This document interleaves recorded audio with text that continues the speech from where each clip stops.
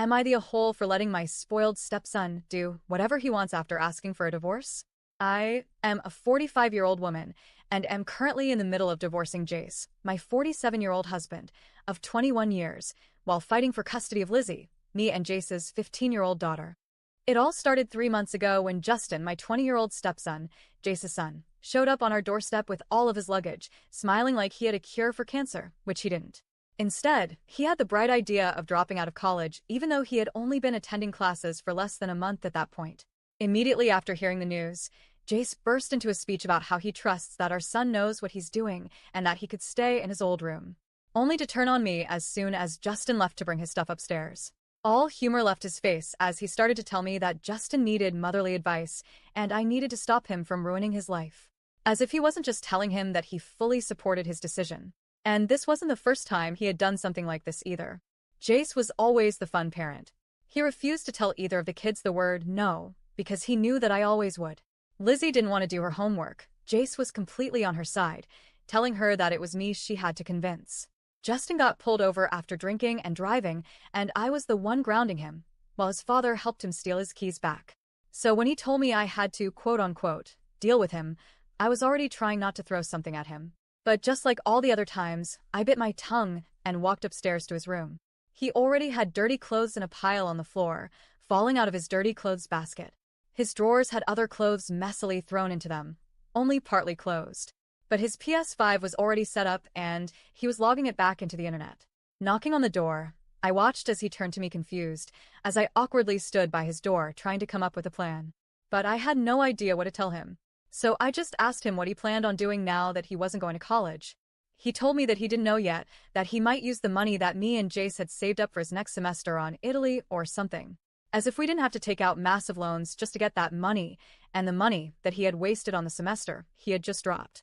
I tried to tell him that we were already behind on the loans for that money, and if it wasn't going to go to college, then I was going to use it to pay back the bank. That's when he went off. He stood up, throwing his remote on his bed, before going on a long yelling spree about how all I cared about was money and image. That I didn't love him, and that I wasn't his mother. I had no right to even talk to him. At some point during his yelling, Jace stormed into the room, looking in between us confused. Because while nothing that Justin had been saying was new, Jace usually wasn't around to hear it. He was usually at work. Especially whenever he wanted me to talk to either of the kids about anything, he would suddenly remember a paper he forgot to do, or a client he needed to call. But he had just witnessed his son call me a bitch and a gold digger, even though I was the one that made more money in our relationship.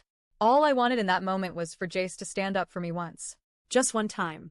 But instead, Jace just shrugged at me, telling me how he wasn't lying and that I wasn't his mother. To which Justin jumped on with how I never support him and don't deserve to be part of his family. That was my breaking point. I never supported him? Then why did I drive him a state over every Friday for 3 months so that he could continue to be in a band that he quit because he was too good for them? Or when I argued with a football coach for an hour so he wouldn't suspend him from the team for being on academic probation, only for him to quit when he realized that he didn't like to be tackled. There were 1,000 other examples. And it only made me realize he was right. I didn't deserve to be a part of his family.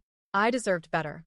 So I just looked to Jace, telling him I wanted a divorce and that Justin could do whatever he wanted because I wasn't his mother and I was going to stop acting like it. Was it in the heat of the moment? Yes. Did I regret it? Not at all. I don't think that either of them knew what that entailed though. Because after going downstairs, I immediately packed both mine and Lizzie's bags before canceling both Jace's and Justin's car insurance and phone plan. I left a note on the door telling Jace not to forget to pay the bill, as I was going to my sister's and it wasn't my job to pay his house bills anymore. Luckily for me, when me and Jace got married, we kept our financial stuff to ourselves, just Venmoing each other money for bills every once in a while.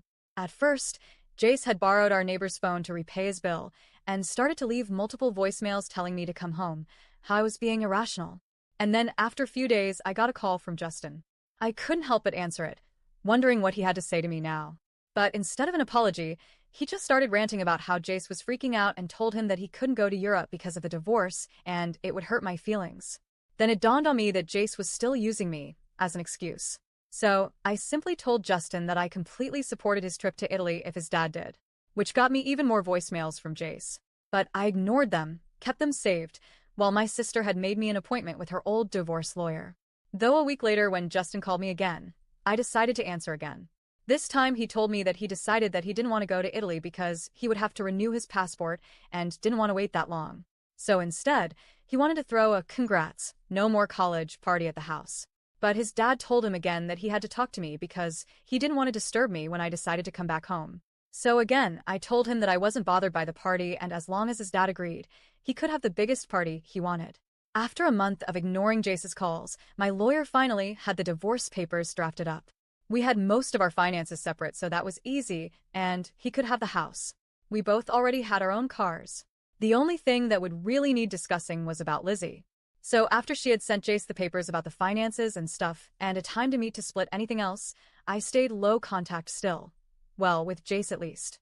At this point, Justin was calling me almost every other day, asking me about something that Jace was avoiding answering. Yet, he still hadn't told him no. He let him throw the party, which ended quickly with the cops being called, and continued on to letting Justin buy a ferret, which neither of them can find. Now we are still in the process of a divorce, as Jace doesn't want to budge on him getting full custody of Lizzie, even though he knows that once we go to court about this, I'm gonna win. Especially with the parties, wild animals, and from what I heard, the yelling that has been happening over there. So, am I the a-hole?